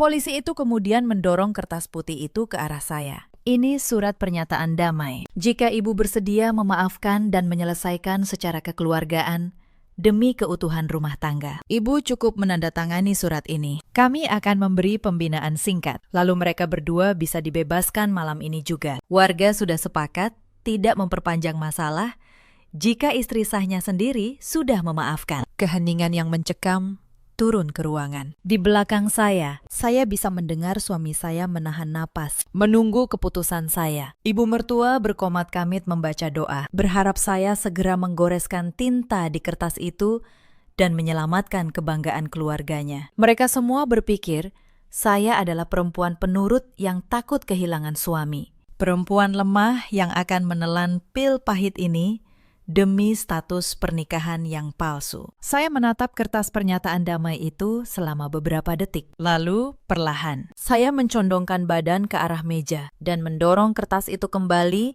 dengan ujung jari telunjuk saya. Maaf, Pak Polisi, saya tidak akan pernah menandatangani surat itu, ucap saya dengan nada jernih, memecah keheningan seperti kaca yang dilempar ke lantai batu. Terdengar pekikan kaget dari arah ibu mertua, disusul suara kursi kayu yang berderak nyaring saat suami saya tiba-tiba berdiri. Apa maksudmu? Kamu mau melihatku membusuk di penjara, teriaknya. Suaranya kehilangan kendali oleh rasa panik. Saya menoleh ke arahnya. Saya menatap lurus ke dalam matanya yang ketakutan, lalu tersenyum tipis. Senyuman yang sama sekali tidak mencapai mata saya. Dengan gerakan tenang dan terukur, saya membuka resleting tas, mengeluarkan map plastik yang sudah saya siapkan dari rumah, dan meletakkannya di atas meja polisi. Saya datang ke sini bukan untuk menjadi penjamin, bukan untuk berdamai, apalagi untuk menjaga nama baik orang yang sudah menginjak-injak harga diri saya. Ujar saya tegas. Suara saya menggema tajam di seluruh ruangan. Kedatangan saya ke sini adalah untuk membuat laporan kepolisian secara resmi. Saya menuntut suami saya dan perempuan itu diproses secara hukum atas tuduhan perzinaan. Sesuai pasal 284 Kitab Undang-Undang Hukum Pidana, saya membuka map dan mengeluarkan isinya satu persatu. Ini buku nikah asli kami. Bukti bahwa kami masih terikat pernikahan yang sah secara hukum negara dan agama. Saya meletakkan tumpukan kertas mutasi bank di sebelahnya. Dan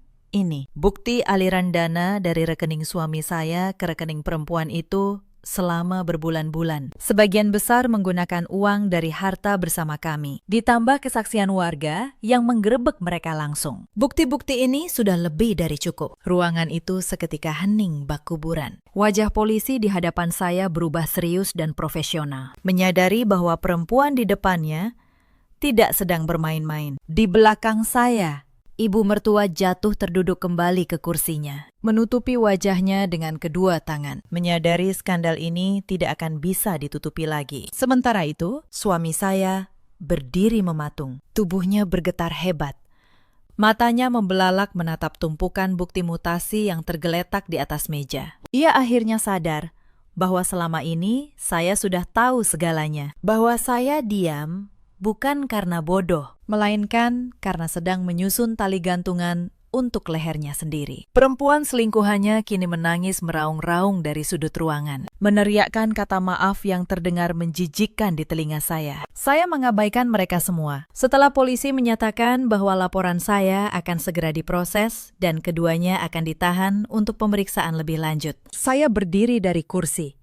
Tolong proses ini seadil-adilnya. Saya permisi, ucap saya sambil menganggukkan kepala kepada petugas. Saya membalikkan badan dan berjalan menuju pintu keluar. Suami saya meneriakkan nama saya berulang kali, memohon agar saya kembali, memohon agar saya memikirkan anak kami. Ibu mertua ikut menyumpahi saya sebagai istri durhaka yang tidak punya hati nurani. Namun langkah saya sama sekali tidak melambat. Saya membuka pintu kantor polisi dan melangkah keluar ke udara malam yang dingin. Saat pintu tertutup di belakang saya, memutus suara tangisan dan teriakan mereka. Saya menarik napas dalam-dalam. Beban berat yang berbulan-bulan menghimpit dada saya, tiba-tiba terangkat sedikit. Tapi saya tahu, ini belum selesai.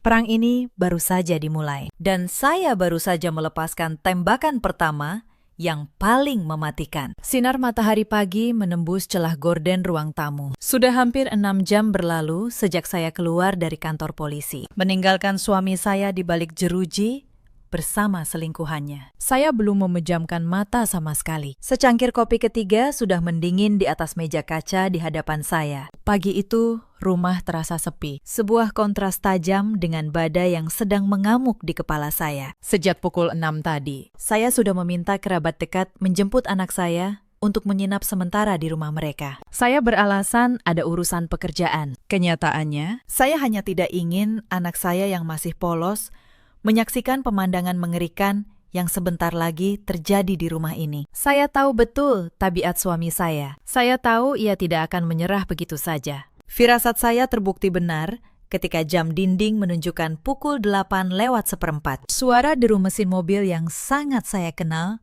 memasuki pekarangan dengan kecepatan tinggi. Disusul suara rem yang diinjak mendadak. Lalu suara bantingan pintu mobil yang menggetarkan kaca jendela. Saya tetap duduk tenang, menyilangkan kaki, dan bersiap menghadapi badai. Pintu utama ditendang dari luar hingga terbuka lebar. Suami saya berdiri di ambang pintu dengan napas memburu. Penampilannya masih sama seperti saat saya tinggalkan di kantor polisi. Rupanya, ibu mertua telah berhasil menyewa pengacara dengan cepat dan membayar jaminan agar anak kesayangannya bisa keluar dari tahanan sementara. Meskipun proses hukum atas laporan saya tetap berjalan, ia melangkah masuk dengan langkah lebar dan berat, menghampiri saya yang masih duduk bersantai. Matanya menyala penuh kebencian, seolah sayalah penjahat yang menghancurkan hidupnya. Kamu benar-benar sudah gila, ya?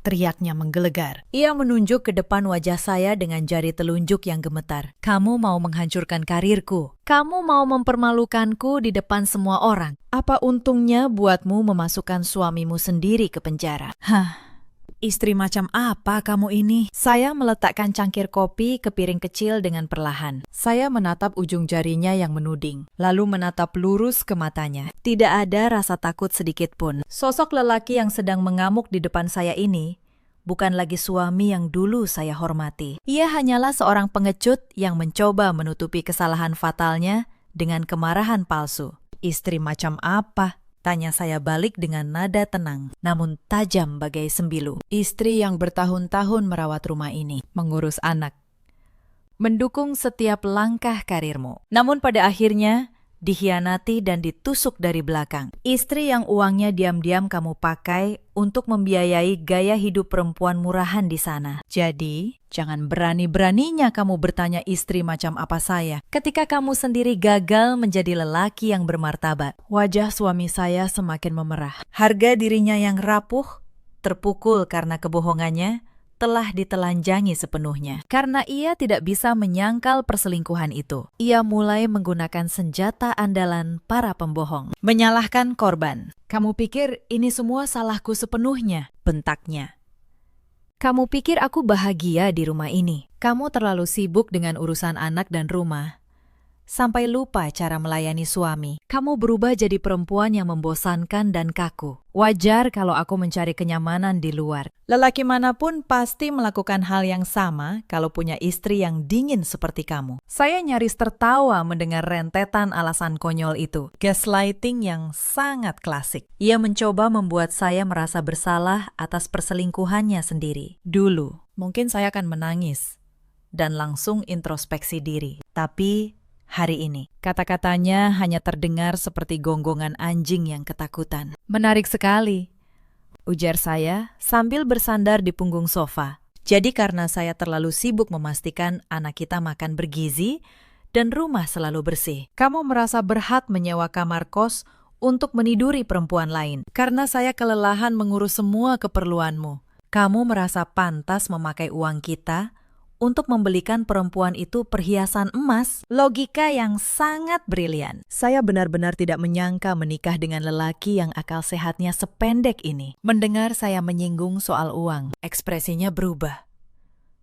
Kemarahannya kini bercampur kepanikan yang berusaha ia sembunyikan. Ia maju satu langkah, mencondongkan tubuh ke arah saya, mencoba menggunakan tinggi badannya untuk mengintimidasi. Dengar baik-baik. Desisnya dengan suara rendah, penuh ancaman. Kalau kamu berpikir bisa menang melawanku, kamu salah. Kalau kamu mau perang, kita perang. Aku akan mengajukan cerai secepatnya. Dan asal kamu tahu, aku akan pastikan kamu keluar dari rumah ini tanpa membawa apa-apa selain baju yang menempel di badanmu. Rumah ini, mobil, semua aset.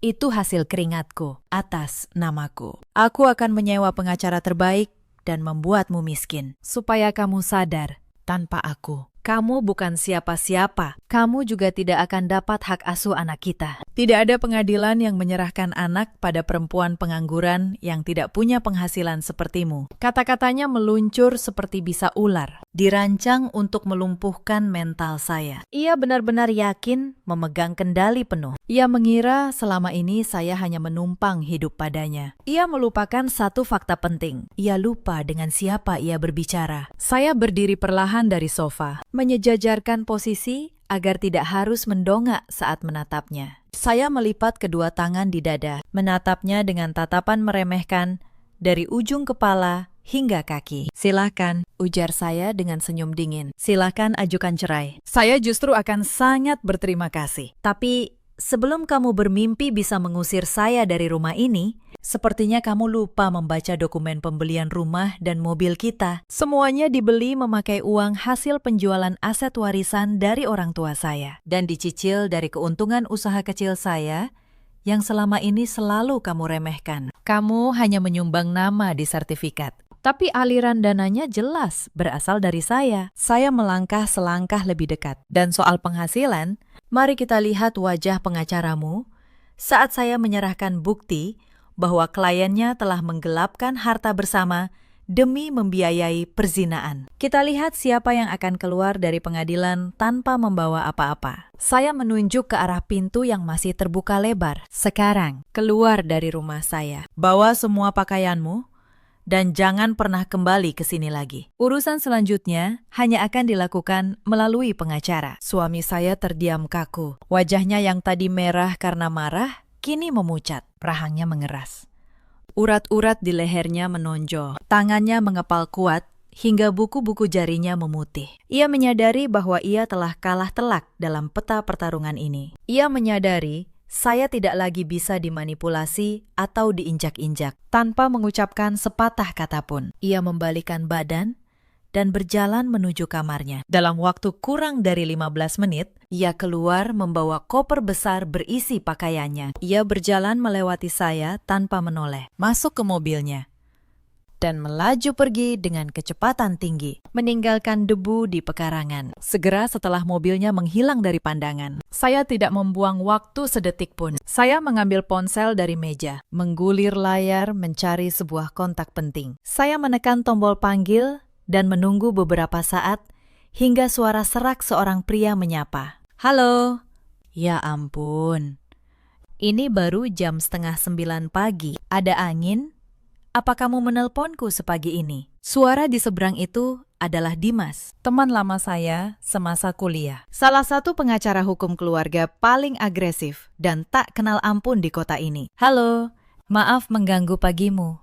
"Dimas," jawab saya dengan nada yang kembali normal, membuang jauh ketegangan dari pertengkaran tadi. "Saya butuh jasamu secara profesional. Saya ingin mengajukan gugatan cerai, menuntut hak asuh penuh atas anak, dan melakukan audit serta pembekuan total terhadap seluruh aset bersama secepatnya, sebelum pihak lawan memindahkannya." Terdengar suara siulan panjang dari seberang. Wow, langsung ke inti masalah. Aku suka gaya ini. Lawan kita siapa? Suami saya sendiri, dan saya punya bukti solid dari kepolisian. Laporan perzinaan yang baru saja saya buat dini hari tadi, beserta bukti penggelapan harta bersama. Kirimkan semua buktinya ke emailku sekarang. Aku akan menyiapkan surat kuasanya. Kita blokir semua akses keuangannya hari ini juga, sebelum dia sempat bernapas, jawab Dimas dengan antusias. Perang kita mulai hari ini. Saya menutup telepon. Mata saya menyapu seluruh ruang tamu yang kini terasa jauh lebih luas dan lega. Suami saya mengira ancamannya tadi akan membuat saya hancur. Namun ia salah. Air mata saya sudah kering. Saatnya mengubah kesedihan ini menjadi strategi yang mematikan. Ruang kantor pengacara terasa dingin. Kontras dengan udara di luar yang mulai memanas menjelang siang. Dimas duduk di seberang meja besar dari kayu jati. Di hadapannya bertumpuk dokumen yang baru saja saya serahkan. Mata elangnya meneliti setiap lembar mutasi rekening, bukti transfer, dan salinan laporan kepolisian. Sesekali ia membenarkan letak kacamatanya, menghela napas panjang, lalu mencatat sesuatu di bukunya. Saya duduk bersandar di kursi kulit yang empuk, memperhatikan geraknya dalam diam. Pikiran saya masih berpacu, menyusun rencana demi rencana agar lelaki pengkhianat itu tidak memiliki satu celah pun untuk lolos. Gila, gumam Dimas, memecah keheningan yang sudah berlangsung hampir 15 menit. Ia meletakkan lembaran terakhir mutasi rekening itu dan menatap saya dengan pandangan tak percaya. Aku sudah menangani ratusan kasus perceraian dan perselingkuhan. Tapi kelakuan suamimu ini ada di level yang berbeda. Dia bukan cuma berselingkuh, dia secara sistematis memindahkan harta bersama kalian untuk membiayai perempuan itu. Lihat pola transfer ini. Dimas memutar sebuah kertas agar saya bisa membacanya. Ia menunjuk deretan angka dengan ujung penanya. Awalnya hanya transfer kecil, 500.000, 1 juta, mungkin untuk biaya makan atau kencan biasa. Tapi lihat, di bulan ketiga, ada penarikan tunai dalam jumlah besar. Disusul transfer puluhan juta ke rekening atas nama Vina. Keterangannya kosong. Tapi dari polanya, ini bukan uang jajan biasa. Ini pembelian barang bernilai tinggi. Kamu sadar, ada uang sebanyak ini keluar dari rekening bersama kalian. Saya menatap deretan angka yang ditunjuk Dimas. Seketika, dada saya seperti dihantam balok. Mata saya membelalak. Itu bukan rekening operasional usaha yang biasa saya pakai. Itu adalah rekening khusus yang kami buat 3 tahun lalu. Rekening yang kami sepakati sebagai tabungan pendidikan untuk masa depan anak kami. Setiap bulan, saya menyisihkan sebagian besar keuntungan usaha kecil saya ke sana. Sementara suami saya berjanji menambahkan jumlah yang sama dari gajinya. Kami berjanji tidak akan pernah menyentuh uang itu, kecuali untuk biaya sekolah, asuransi pendidikan, atau kebutuhan darurat anak. Tangan saya bergetar saat mengambil ponsel. Saya segera membuka aplikasi perbankan dan mencoba masuk ke rekening pendidikan itu. Saya jarang mengeceknya karena saya terlalu percaya pada suami saya yang memegang kartu ATM utamanya. Setelah memasukkan kata sandi, layar memuat informasi saldo. Angka yang tertera di sana membuat napas saya tercekat. Saldonya hanya tersisa beberapa ratus ribu rupiah. Batas minimal yang ditahan bank agar rekening tidak ditutup otomatis. Ratusan juta yang saya kumpulkan dengan susah payah. Uang yang diniatkan untuk masa depan darah dagingnya sendiri. Lenyap tanpa sisa. Dia menguras tabungan pendidikan anak kami. Bisik saya dengan suara bergetar. Kemarahan yang tadi pagi sudah berhasil saya kendalikan. Kini kembali meledak. Jauh lebih besar dan lebih gelap dari sebelumnya. Kali ini, amarah saya bukan karena dikhianati sebagai seorang istri, melainkan karena ia telah merampok masa depan anak kami demi memuaskan nafsu kotornya dengan seorang perempuan di kamar kos. Ia rela mengorbankan anaknya sendiri. Air mata kemarahan menggenang di pelupuk mata, tapi saya menolak membiarkannya jatuh. Saya mengusap wajah, mengubah kesedihan itu menjadi tekad baja yang tak tergoyahkan. Kurang ajar, desis Dimas saat melihat reaksi wajah saya. Ia langsung memahami dari mana asal uang puluhan juta itu. Dia menggunakan tabungan pendidikan anak kalian untuk perempuan itu. Ini bukan lagi sekedar kasus perzinaan dalam hukum keluarga, Lestari. Ini sudah masuk ranah penggelapan harta bersama. Kita punya senjata yang sangat kuat sekarang. Saya mau semua akses keuangannya diblokir hari ini juga, ucap saya tegas. Menatap lurus ke matanya. Semua rekening bersama, semua kartu kredit tambahan yang tagihannya dibayar dari usaha saya, dan semua aset yang masih atas nama kami berdua. Saya tidak mau dia menarik 1 sen pun dari uang yang tersisa. Dia mengancam akan membuat saya miskin dan mengambil alih rumah. Jadi, sebelum dia sempat melakukan manuver apapun, kita potong urat nadinya lebih dulu. Dimas tersenyum miring. Sebuah senyuman predator yang justru saya butuhkan dari seorang pengacara saat ini. Itu pasti. Aku sudah menyiapkan surat kuasa khusus dengan bukti laporan kepolisian tentang perzinaan ini. Ditambah bukti awal penggelapan harta bersama. Kita punya dasar hukum yang kuat untuk meminta bank membekukan rekening-rekening itu demi mengamankan sengketa sebelum sidang harta Gonogini dimulai. Kita ke Bank Pusat sekarang juga. Aku yang akan bicara dengan kepala cabangnya. Mereka tidak akan berani menolak kalau kita membawa dokumen legal yang lengkap. Tanpa membuang waktu, saya menandatangani surat kuasa dan berkas pengajuan gugatan cerai yang sudah disiapkan. Setelah semuanya selesai, kami bergegas meninggalkan kantornya menuju salah satu bank terbesar di pusat kota, tempat sebagian besar aset dan dana kami disimpan. Sepanjang perjalanan, pikiran saya terus berputar. Suami saya mungkin berpikir, uang yang ia sembunyikan atau aset yang ia beli atas nama perempuan itu akan aman. Ia meremehkan ketelitian saya. Saya tahu setiap detail pemasukan dan pengeluaran di rumah kami. Dan saya akan melacak setiap rupiah yang hilang. Kehadiran Dimas sebagai pengacara yang cukup dikenal membuat kami langsung diarahkan ke ruang manajer cabang. Seorang pria parubaya berseragam rapi menyambut kami dengan sopan. Namun wajahnya berubah tegang ketika Dimas mulai menyebar dokumen hukum di atas mejanya. Dimas menjelaskan situasinya dengan bahasa hukum yang tajam dan lugas. Surat kuasa, laporan kepolisian, dan bukti aliran dana itu tersusun rapi di hadapan sang manajer. Manajer itu membaca setiap lembar dengan saksama. Beberapa kali ia menelan ludah. Ia tahu menolak permintaan ini berarti menempatkan bank pada risiko hukum yang serius. Baik, Pak Dimas, Bu Lestari. Dengan dasar surat kuasa dan laporan kepolisian ini, kami akan memproses pemblokiran sementara terhadap rekening bersama tersebut sambil menunggu putusan sidang harta. Saya minta waktu beberapa jam untuk koordinasi internal. Saya butuh konfirmasi tertulis sebelum kami meninggalkan ruangan ini. Potong Dimas tenang. Setiap menit yang Anda tunda, klien saya berisiko kehilangan aset yang sedang disengketakan. Saya yakin Bapak paham konsekuensinya. Manajer itu mengangguk.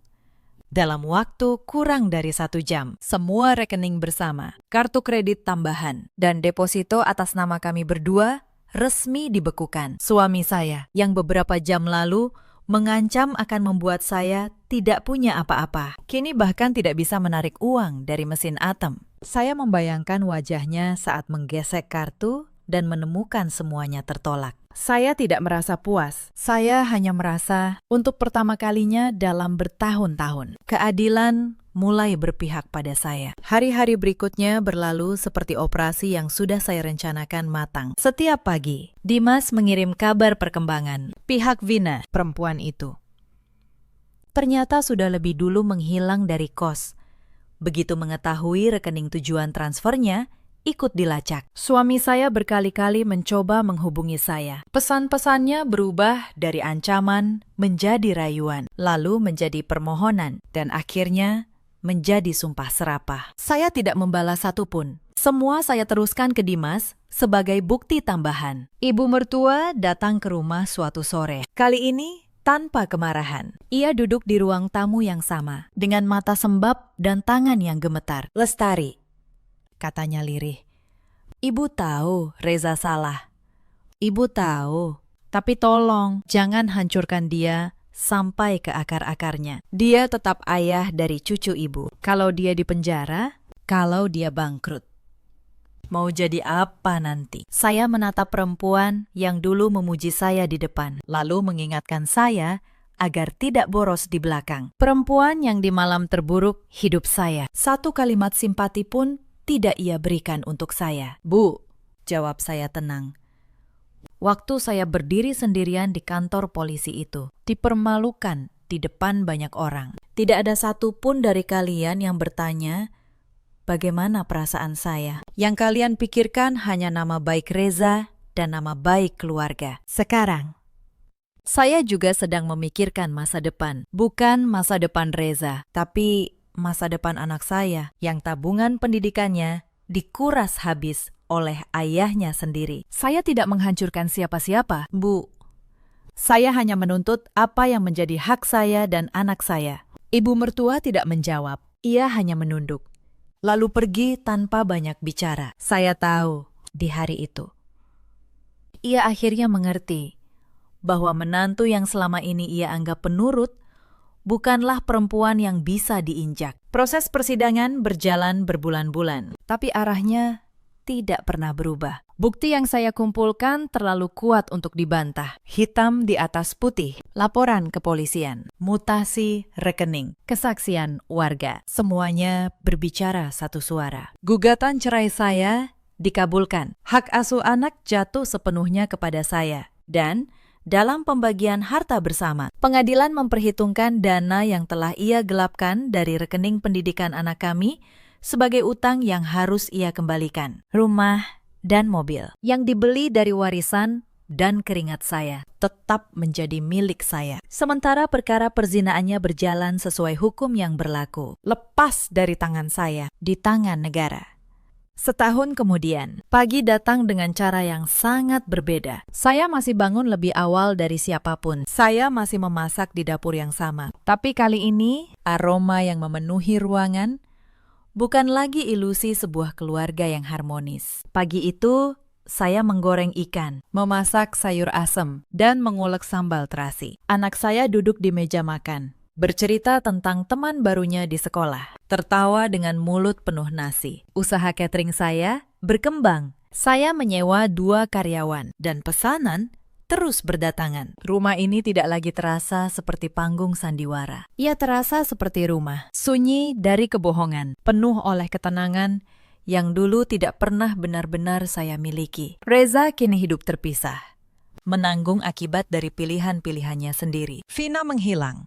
Begitu sumber uangnya kering. Ibu mertua sesekali masih datang menjenguk cucunya dengan sikap yang jauh lebih rendah hati dari dulu. Saya mengizinkannya bertemu sang cucu. Bukan karena saya sudah lupa, tapi karena anak saya berhak mengenal neneknya. Dan saya bukan tipe orang yang menjadikan anak sebagai alat balas dendam. Tabungan pendidikan anak saya perlahan saya isi kembali. Setiap rupiah dari keringat saya sendiri. Kali ini tidak ada nama lain di rekening itu selain nama saya dan nama anak saya. Cerita ini mengajarkan satu hal, bahwa diam bukan berarti lemah dan sabar bukan berarti bodoh. Kadang perempuan yang paling tenang adalah perempuan yang sedang menyusun langkahnya dengan paling cermat. Jangan pernah mengukur kekuatan seseorang dari air matanya. Dan jangan pernah meremehkan istri yang kamu kira hanya menumpang hidup padamu. Di luar sana, ada banyak perempuan yang seperti saya dulu. Perempuan yang menelan setiap alasan suaminya mentah-mentah. Yang menunggu sampai tertidur di ruang tamu. Yang percaya bahwa berbakti berarti tidak boleh bertanya. Jika kalian sedang merasakan firasat sunyi itu, jangan abaikan. Bukan untuk menjadi istri yang penuh curiga, tapi untuk menjadi perempuan yang tidak kehilangan dirinya sendiri. Di luar sana, ada juga banyak suami seperti Reza. Lelaki yang mengira topeng kerapian dan kata-kata manis cukup untuk menutupi pengkhianatan. Yang lupa bahwa rumah tangga dibangun di atas kepercayaan, bukan di atas sandiwara. Dan ada pula para ibu mertua yang di saat genting lebih memilih membela nama baik keluarga daripada melihat kebenaran. Yang lupa bahwa menantu mereka juga seorang anak perempuan, milik orang tua lain yang membesarkannya dengan kasih sayang. Dalam hidup, kita selalu punya pilihan. Kita bisa memilih hancur atau memilih bangkit. Saya memilih bangkit, bukan dengan teriakan, tapi dengan ketenangan dan bukti yang berbicara. Bagaimana dengan kalian? Pernahkah kalian berada di posisi yang sama atau mengenal seseorang yang pernah mengalaminya? Ceritakan kisah kalian di kolom komentar. Jangan lupa tekan tombol suka dan berlangganan agar tidak ketinggalan kisah-kisah berikutnya. Terima kasih sudah menemani sampai akhir. Sampai jumpa di cerita selanjutnya.